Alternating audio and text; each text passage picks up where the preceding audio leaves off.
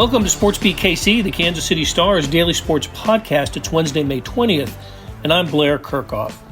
Kansas City media had access to Chiefs coordinators Eric Bieniemy, Steve Spagnuolo, and Dave Toub this week, and you're going to hear from all three of them. I believe these are the first public comments by the coordinators since Super Bowl week. You'll get their impressions about newcomers through the draft and free agency and how those guys might fit in, plus how they're handling virtual coaching. So let's get started with Chiefs offensive coordinator Eric Bieniemy. I just wanted to let everybody know it's good seeing you guys. Welcome back.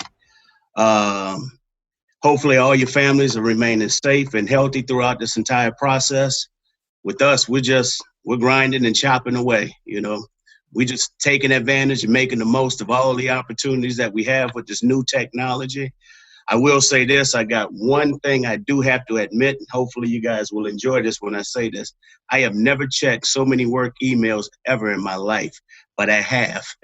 But we're taking advantage of all the installs that we're getting in and, interacting with the guys. The guys have been focused. They've been right on point. And, it's just been exciting just to get this thing started. So with that saying, fellas, ladies, hey, let's hit the ground running. Let's roll. All right, we'll start with Herbie. Go ahead, Herbie. Hey, Coach, how are you, man? Good. How you doing? I'm well, thanks. I'm sure this was going to come up, but I just wanted to go ahead and ask it up front. The NFL is tweaking the Rooney Rule, and I'm curious on your reaction to how the league is addressing minority hires. How much do you agree with the process that they're putting in place now, and then just your overall reaction to it? Well, my overall reaction is going to remain the same. I am blessed and fortunate to be placed in this opportunity and been given the situation, okay? One thing, as a coach, you always want to be judged based upon your own merit. So at the end of the day, the best coach is going to be hired. So that's what I do. I coach football, but when it's all said and done with, I can't control all the controllables. The only thing that I can control is where we're at right now and what we're doing. And that's making sure that we are mentally prepared for whenever we have that opportunity to get back on the field together. Let's go to Sam McDowell. Go ahead, Sam. Hey, Coach. Hope you're doing well.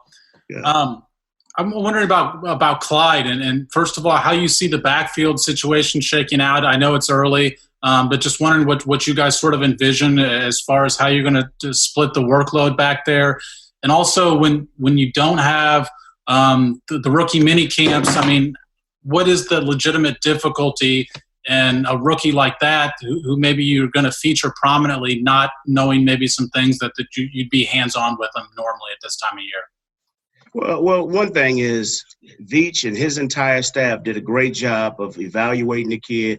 Collectively, as a coaching staff, we felt we did a great job of evaluating the talent. But on top of that, and I think this is more important than anything, we know the person. And we know one thing that kid is going to do. He's going to come in and work his tail off. Now, he's just going to be a piece of the puzzle. You got Damian Williams, who did a hell of a job for us last year. He's also going to have an opportunity to play with one of his former teammates. And then we have Darwin. And then we got the young kid out of that played with the Oakland Raiders and DeAndre Washington. So we have a unique situation where he can come in and have an opportunity to learn from a collective group. But also, we want to make sure we're utilizing him the right way and making sure that he's mentally prepared to go when it's time to go. Okay, let's go to Sarin Petro. Go ahead, Sarin. Coach, I know you talked about the caliber of person on Clyde Edwards-Helaire. One of the biggest things transition-wise for a college back is to block, to figure out the blocking schemes, who he's supposed to block, how to do it. Seemed like it was kind of mixed messages from a lot of people. Some people said he really was a good blocker. Other people said that was his big weakness. What do you think of his blocking skills as he comes into the league? Well, we've had this discussion with him, and you know what? Sometimes you see college kids put some good stuff on tape. Sometimes you see them put some poor stuff on tape. The thing that we do know is that he does have the willingness to block, and he understands that's a huge asset that's going to help him moving forward to getting him on the field and contributing to what we do on our side of the ball. But one thing I will say, he does have the attitude and mindset to get it done. So I'm not concerned with that. Coach Dillon's going to do a great job of making sure that he's physically prepared to get that done. Okay, let's go to Adam Teicher. Go ahead, Adam. Hey, Eric, how you doing? Good. How you doing, Adam? Good, thanks. Appreciate it. Was wondering, you talked about the depth you guys have at running back, for sure, but is there something that Clyde brings to that room that maybe you guys didn't have last season? Hey, I think the kid is just a special kid. You've seen some of the things that he's done on tape as far as running the ball, having the ability to get outside in the open field and make some plays as a receiver. You can create matchups with him. He's one of those ideal kids that fit in what we do. So having him a part of the puzzle, I mean, think about it. He gets to go out there and play with a Pat Mahomes, a Travis Kelce. He gets an opportunity to learn from a Damian Williams. He gets an opportunity to learn from a DeAndre Washington. He gets an opportunity to play with Sammy Watkins and all those guys. So I think with his talent and also his attitude and his determined mindset and the professionalism that he brings to the organization, I think that's going to help him to be even better. So I think the kid got some special traits, but I also believe that our players are going to help him to grow to become even more of a special contributor when it's all said and done with. Okay, let's go to James Palmer. Go ahead, James. Eric, I hope you're well. I know you commented a little bit with Herbie about the best coach gets the gig, but I kind of want to follow up where opportunity still plays a part as well. So what's your thought on kind of the fellowship being expanded? That's kind of how Byron Leftwich got his name in by working with Bruce and then working the way up and doing with coordinators. So just getting the opportunity at a lower level seems to be expanded. Kind of want your comment on that. Well, I think there are plenty of candidates that are more than qualified. I think one thing that popped up was, some coaches now, assistant coaches, are going to have an opportunity to interview. I think that's huge. I think that's huge across the board, regardless of skin color. It doesn't make a difference, Now you get an opportunity to interview the best football coach for that particular position.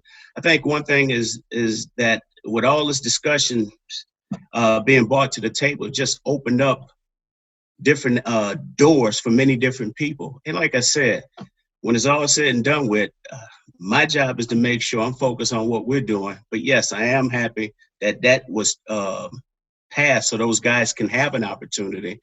But understanding that, hell, I got a job to do. We'll focus on what we need to get better at this particular time and what's going to make us the best team when we have an opportunity to hit the ground running. Let's go to Nate Taylor. Go ahead, Nate. Hey, Eric. Thanks for doing this. Can I say this real quick? Do you guys feel like the Brady Bunch? I'm sitting here trying to find you guys. I'm right here. I hope you're doing well. I hope you can find me.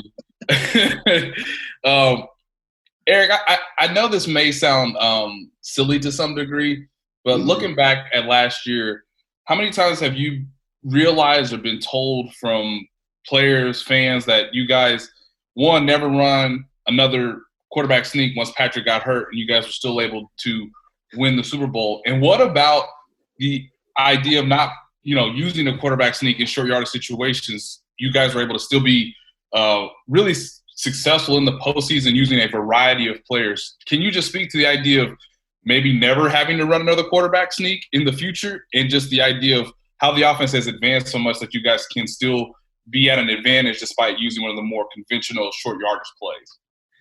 One thing, we have a very, very creative coaching staff. And I've always said this. I'm blessed and fortunate to have an opportunity to work with Coach Reed. And one thing that we have, our motto is to remain flexible in anything and everything that we do. So we're going to try and create the best situation for us regardless of what's taking place or what has happened. And so we just want to make sure that we're utilizing all of our personnel and giving us the best opportunity to go out there and be successful. Yeah, obviously, when you think of the quarterback sneak, obviously everybody remembers what took place in Denver. But one thing I do remember is having an opportunity to run a few short yardage plays in the Super Bowl where my man Pat dropped that shoulder.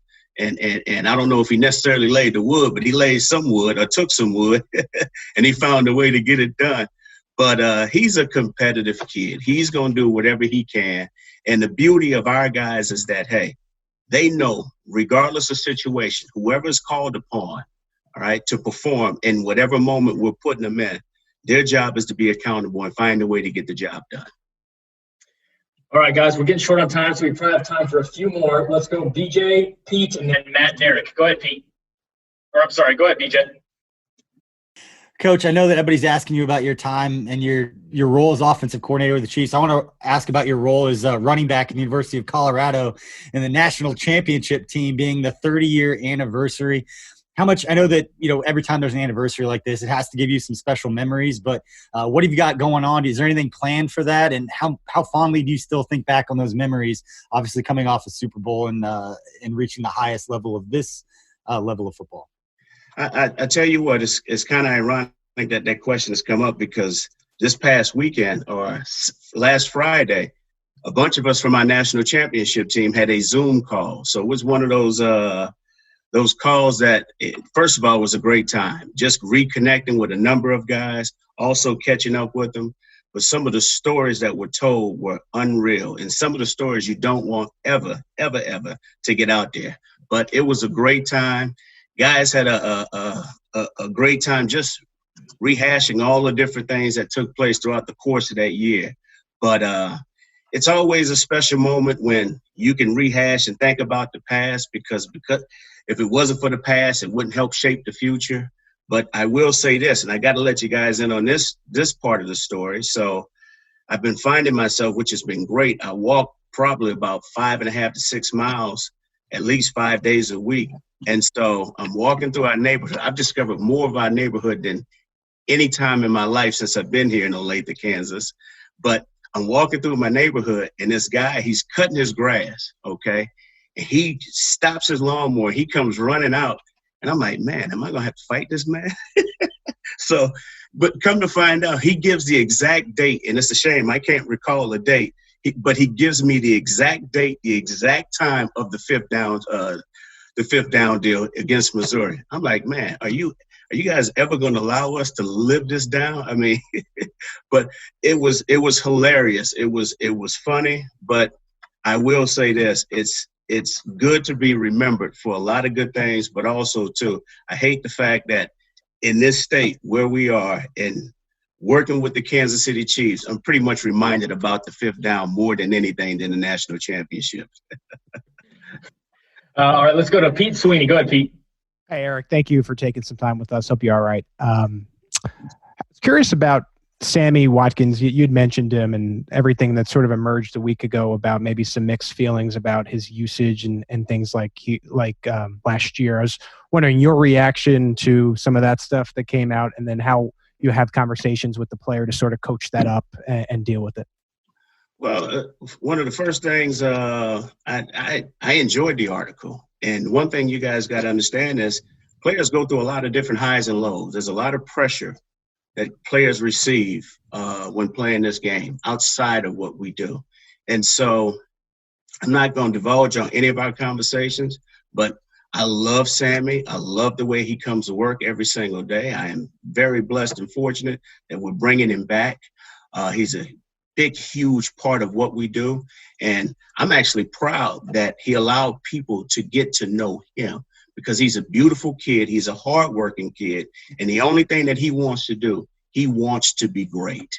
And I think more than anything, I think if everybody can take that and just feel just his urgency to want to express how hard it is to achieve those goals, just listen to him. He's allowing everybody into who he is, but he just wants people to know that he wants to be the player that he was expected to be.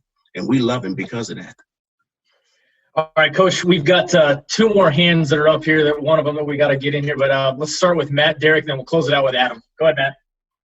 Hey, Coach, I wanted to let you know I almost wore my fifth down T-shirt today just for you and I Coach see you Carroll. got your misery gear on. It's got zeros on the clock and 31:27, but hey, I wanted to ask about the offensive line because you're bringing back 4 of your 5 starters from the Super Bowl. Left guard really the only position that's up there. You got Andrew coming back, but you've added Mike Remmers and Brett Veach has mentioned Lucas Niang might be in the mix. How open is that competition to you, and what do you think of the new guys that you're bringing in there on the line? We're very fired up about the guys that we're bringing back. We're fired up about the new additions that we have. We just want to make sure that we're sound at every position. And we're going to create competition. And when it's all said and done with Coach Het, myself, Coach Reed, we're going to make sure that we're putting the best 5 out there that gives us the best chance.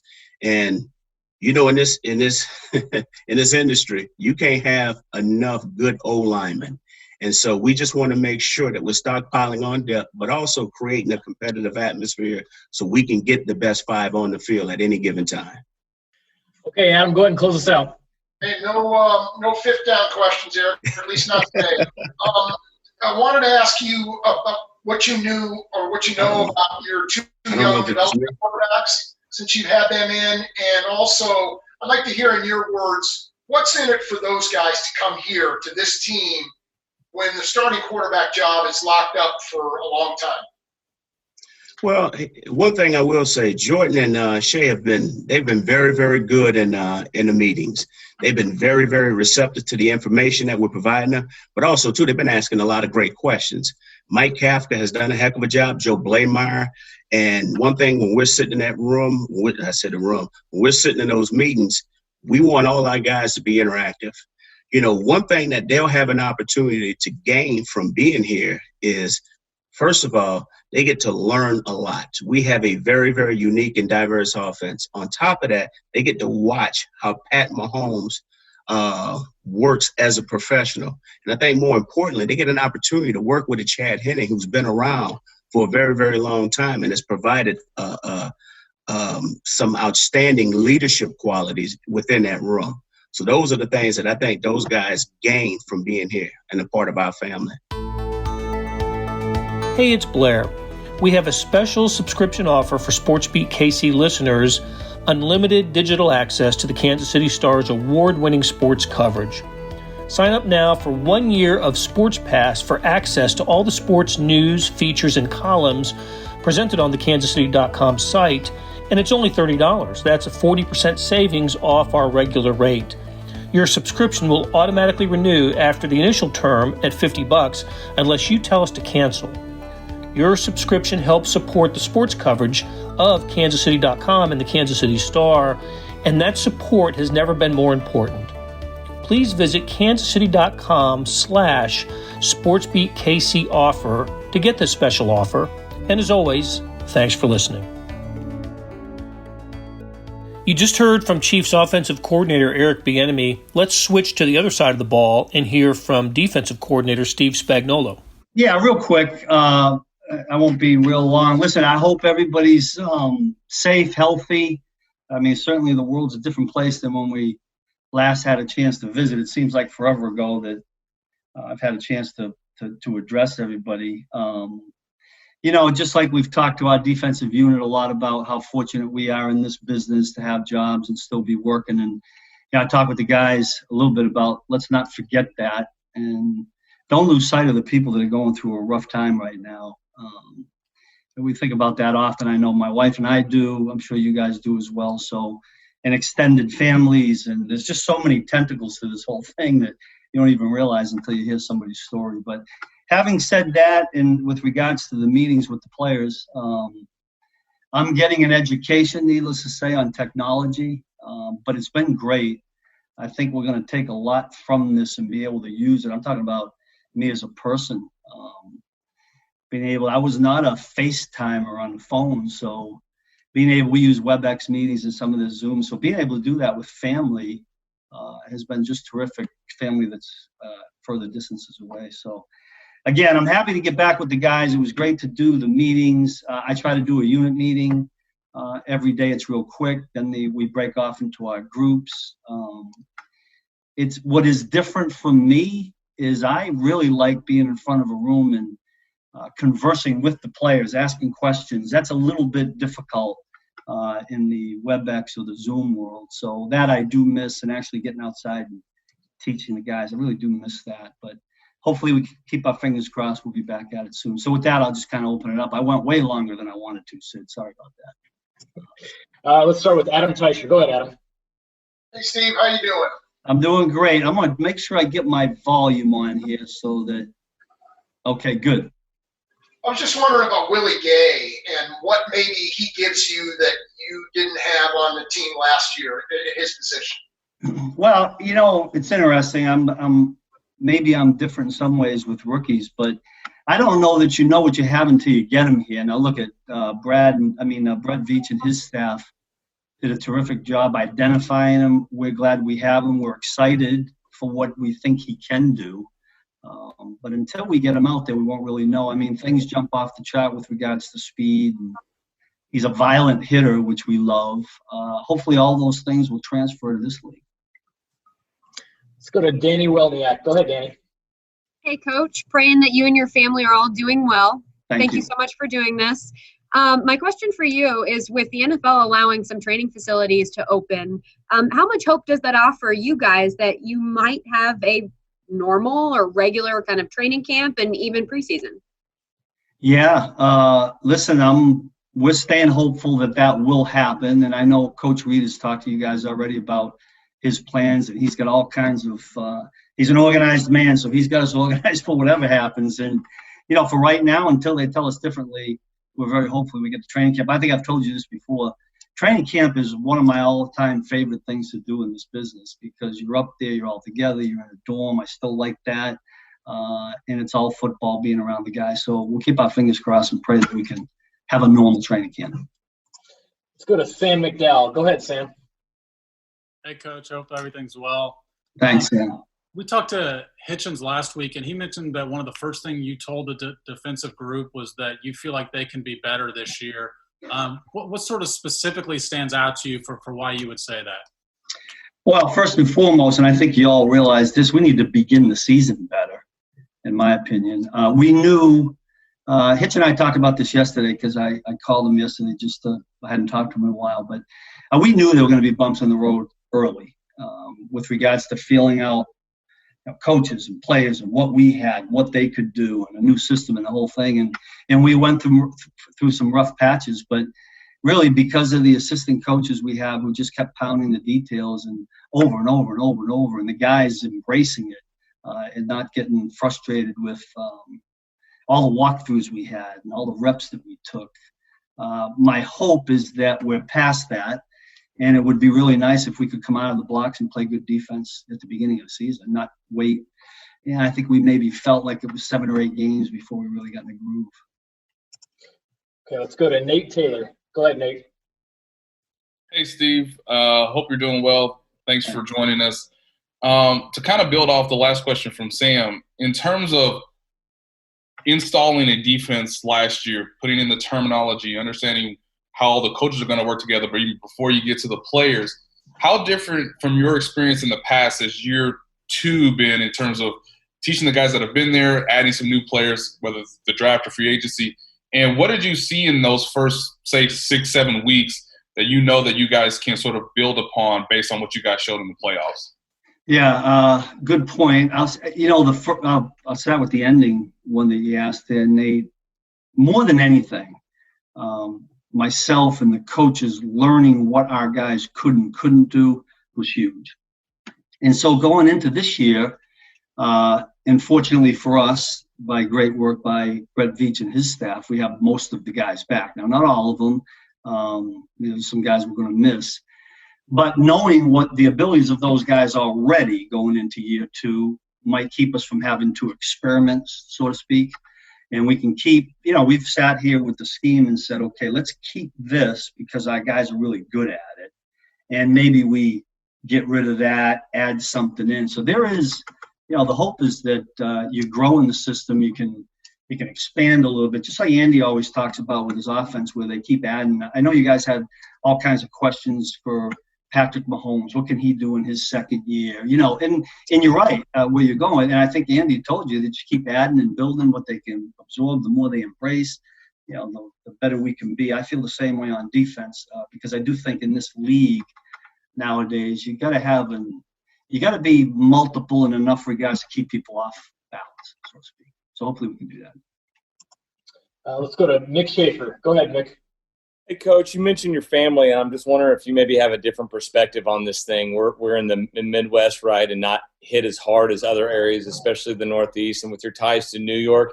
Do you have a different perspective on this whole thing this whole time, and has it affected you maybe more than others? Yes and no. I think the whole country's feeling it because, listen, no matter where you are, you probably have a connection to somebody that's in a hot spot, so to speak. But out east, they've been in lockdown. It hasn't really eased up as much, although I think most of the country is starting to do that.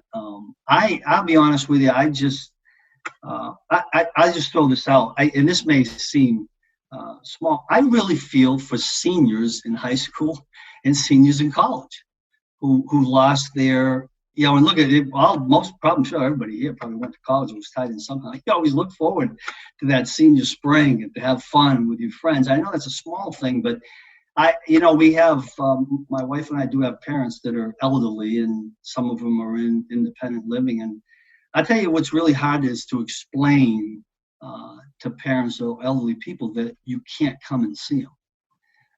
And sometimes, depending on where they are in their thought process, they may not remember that the next day. And you can only imagine being somebody like that, sitting at home by themselves, no guests, no family coming to see them. So I think it's affecting everywhere. My wife and I think about other people often and hope and pray we can come out of this thing. Let's go to Pete Sweeney. Go ahead, Pete. Hi, Steve. Thanks for taking some time with us. I was curious about your top 2 defensive picks in Gay and Snead. And when it comes to Gay, I know you'd mentioned you want to get him in person, but I was wondering if there was a specific backer position in mind for him and why. And then with Snead, how long do you think he'll be ready based upon what you've seen on film to be a regular contributor? Yeah, first Willie. I think we'll probably begin with Willie at one of the outside positions. We think, without knowing right away, that we're hopeful, I should say that he would replace what Reggie Ragland did for us last year. Now, again, I preface that, Pete, by saying we won't know that until we get him. I think we're a long way away from – you guys get it. I mean, they come from college into the pros, and trying to get him up to speed takes a little while. And look at he loses – all these young guys lose out on not having these – foundation of reps, whether it's mental or walkthroughs. It feels like, guys and gals, it feels like 2011 when we had the lockout when I was in St. Louis and we didn't have all those guys. Now we're way ahead of that because we have these Zoom meetings. But I think Willie Gay will begin there. Whatever else we can do with him, we'll build on that. With Jerry Snead, I was very impressed with his tape with regards to all the things that he did. He played corner, and he's a big corner. He played some nickel. He covered slot receivers, and they actually played him at safety. And I thought he did really good at all of them. We see him as a corner right now, and we'll see where that progresses to. But I think anybody that can come in with that kind of flexibility is a good thing. All right, guys, we probably have time for a few more, so we're going to go Sarin, Herbie, and then Vahe. Go ahead, Sarin.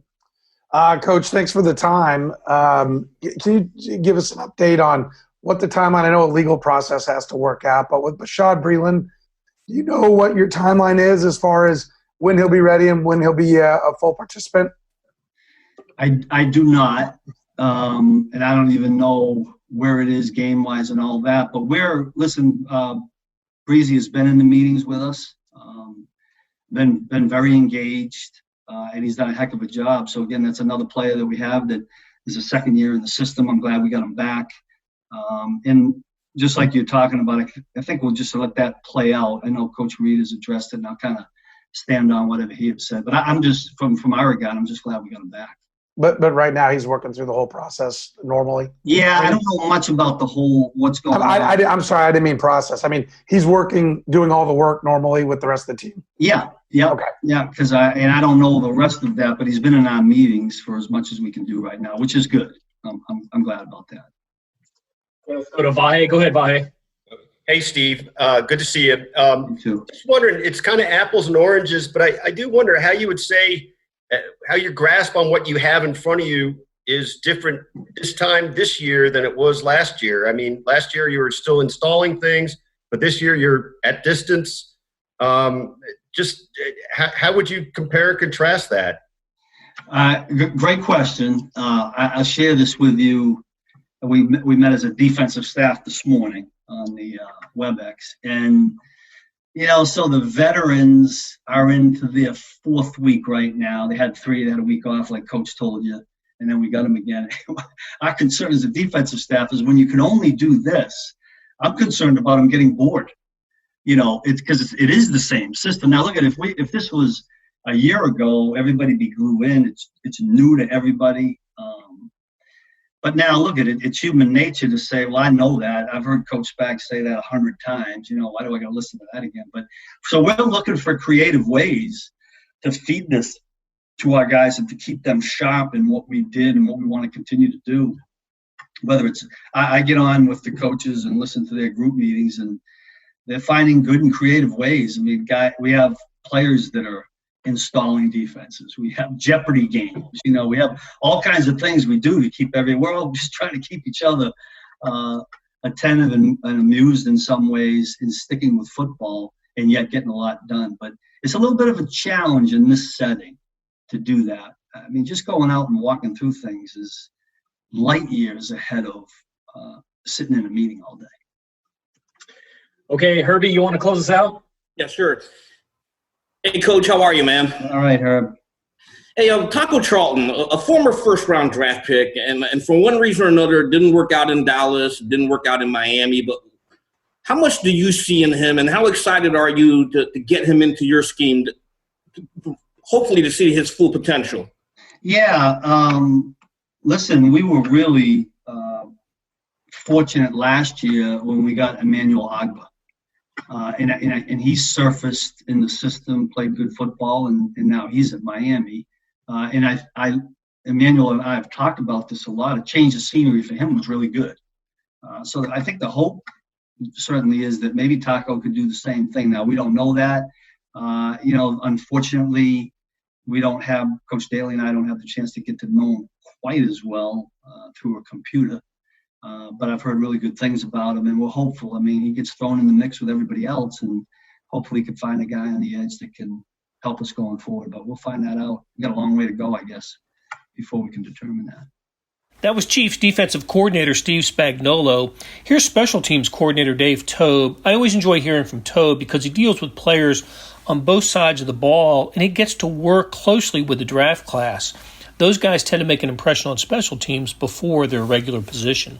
All right, let's start with Adam Teicher. Go ahead, Adam. Hey, Dave, how you doing? How you doing? How's everybody? Good, thanks. Good. Hey, I was just wondering, with regard to Tommy Townsend, he's from a punting family, much like Dustin was. Do you find with a specialized thing like punting that maybe having somebody to rely on other than your coach kind of helps, and being from a punting family might be some kind of advantage? It certainly doesn't hurt. The kid's got a lot of talent. We really liked him coming out. I had him rated the best punter coming out this year, and he was available for us, and those guys got it done to get him. So it was a pretty good deal. What do you like about him and Newsome, and what do you think each needs to prove to you to earn the job?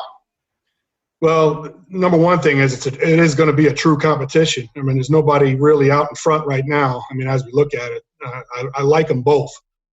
They both got really, really strong legs, really powerful leg.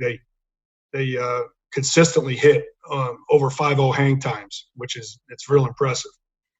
Tommy's a little bit more, I'd say, clean in his technique as far as consistency, whereas Tyler's a little bit more erratic with his technique, but the results are the same. They both bomb the ball.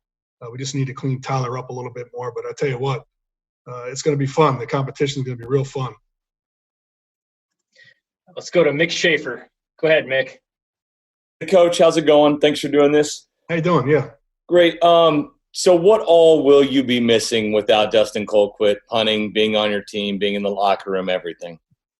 Well, Dustin, I mean, first off, I mean, he's the best punter I ever coached. So, best punter I've ever been around. And he's such a great person, great team leader, just a great teammate for everybody. He was, you never knew what he was going to do. He was always going to have some kind of joke or, practical joke or something just to make everybody laugh in the room. And he was so great in the community, with his team smile, what he did there, and just an awesome family man, spiritual guy. he's going to be missed. He's going to be hard to replace. But I mean, that's the way the NFL is. Sometimes, things change, and we need to move on. Let's go to Pete Sweeney. Go ahead, Pete. Hey, thank you for taking some time with us. I was curious about Antonio Hamilton and what you think he may be able to provide your unit in particular. Yeah, Antonio he's a special guy. I mean, he's a guy that, obviously can play gunner, and those are valuable players. So, and he, he's a productive gunner. So, we're penciling him in right now to be a 4-phase starter for us right now. So we haven't even had a meeting yet. We will Thursday, and he'll find out about that. He is going to be a 4-phase starter, but really, I don't think he's going to hit the ground running for us. I mean, he's a guy that can come in and make plays, and you see him do it. You've seen him do it at the Giants, and I think we're really, really fortunate to have him. Let's go to Sarin Petro. Go ahead, Sarin.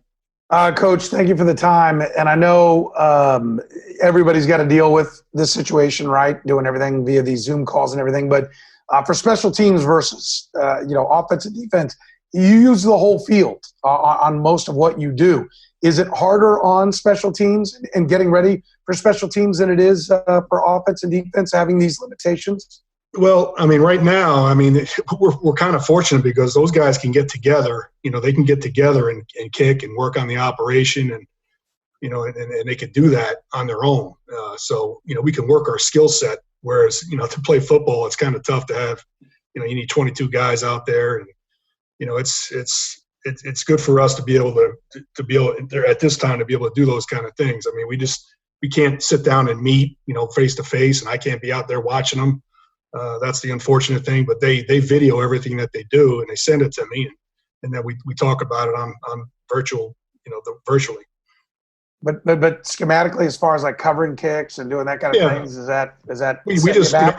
It's going to set us back a little bit. I mean, because right during this time of the year is where you're working fundamentals with everybody else, and that's going to be set back. But everybody's in the same boat. We're just going to have to, hit the ground running when we do get to camp, and we already get together. So. It's just we're a little bit behind right now. I mean, if you compare it to where we were last year, but everybody's in the same boat. So, the good thing is we got a lot of guys coming back. We had a young group last year, and this is now going to be a lot of those guys' second, third year now, and I think we're going to be okay. In those areas. Let's go to BJ Kissel. Go ahead, BJ. Hey, Coach. Good to see you. I want to ask about the draft class as a whole, just because it seems like from Willie Gay Jr. to the cornerbacks they drafted, they got long, athletic, big, fast guys, which are always going to, appeal to you on special teams. Just how much were you involved in that and watching those guys leading up to the draft, and how quickly did you start, figuring out potential roles for those guys, just seeing, their pure athleticism and size and all those characteristics? Well, those guys did a great job, first of all, getting those players, and not only those players, but the free agents we got too. There's a lot of good players there too in that group. But yeah, I mean, we evaluate each one of them, Clyde, Willie, Snead, Keys. We had grades on each one of those players, special teams grades.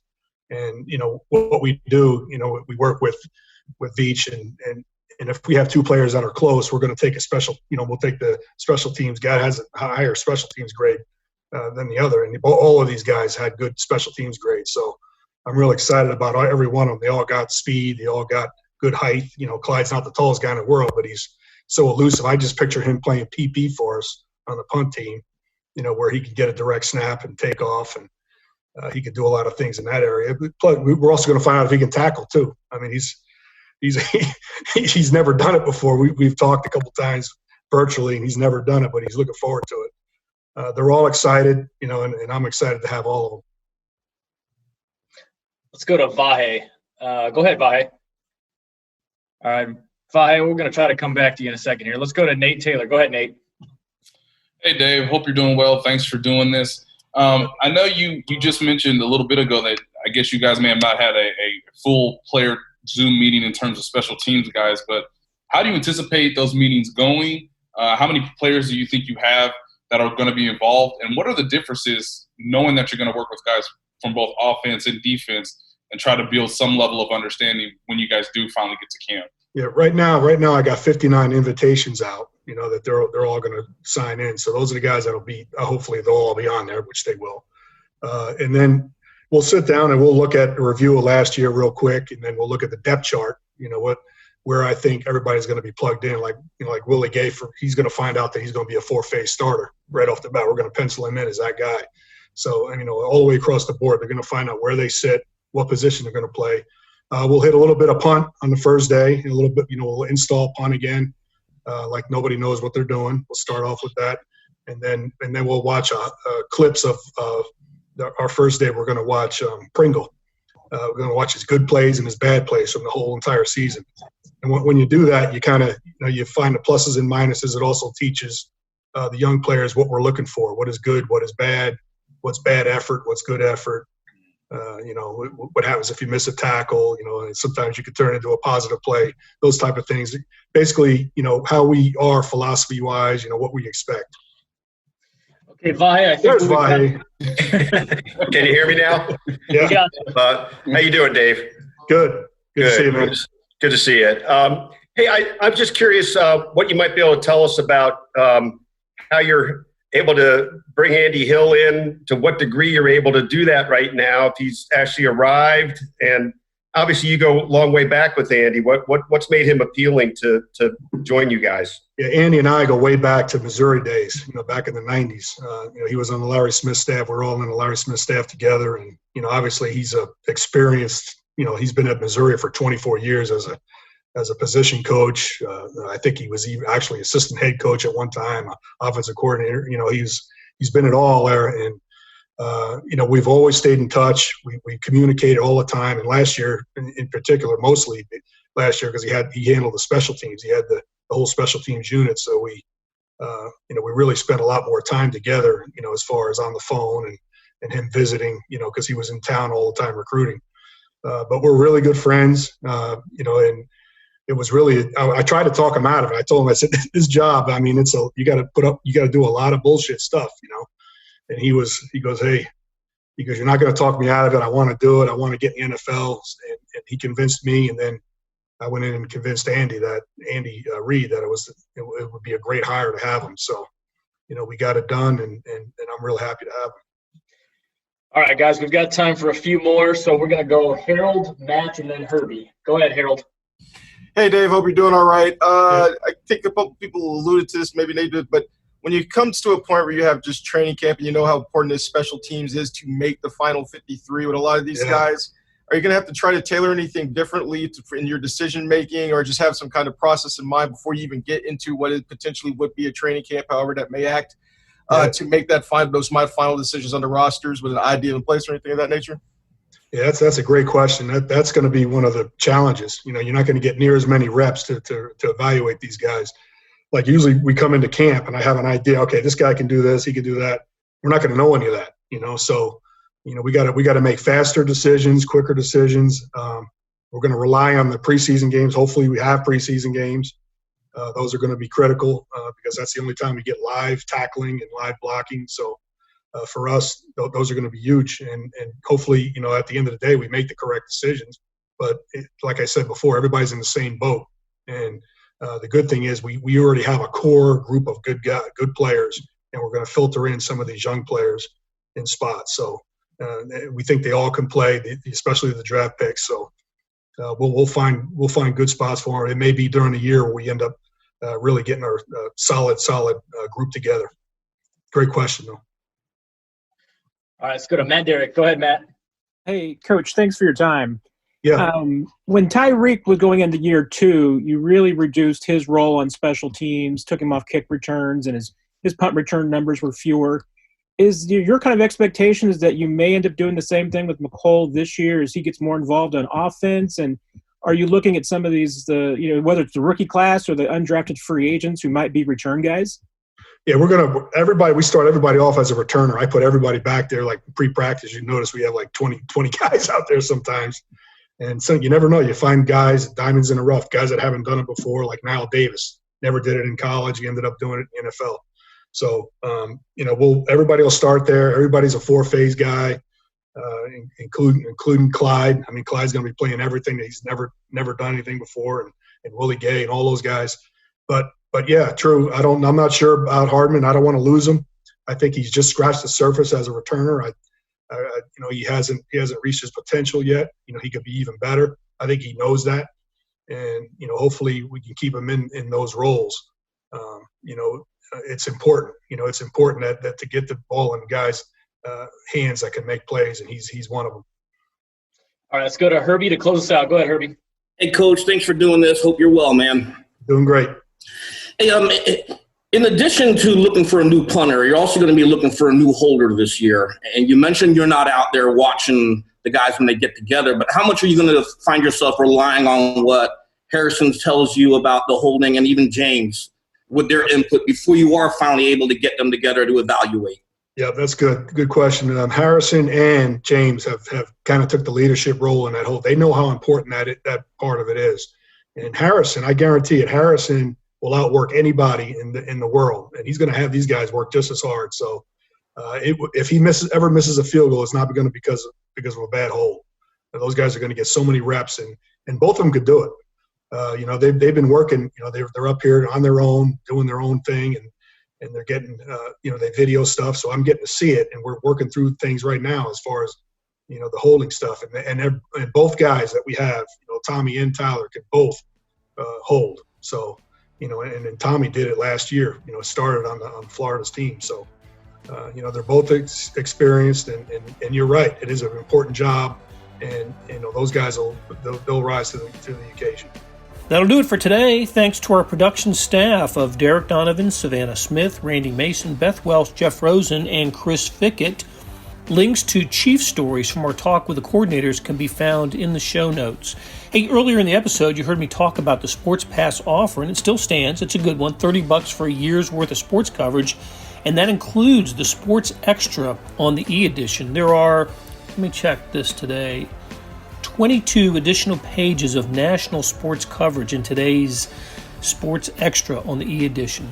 Hey, but here's an even better offer. Buy the entire Kansas City Star product. Sports, news, features, commentary, and analysis, the whole thing. You get all the stories written by my talented colleagues, plus additional news, sports, and business coverage. Details can be found at account.kansascity.com/subscribe. That's account.kansascity.com/subscribe. Whether it's the Sports Pass or the full subscription, you're getting and supporting the best sports and news coverage in Kansas City and helping deliver products like SportsBeat KC. Thanks for listening.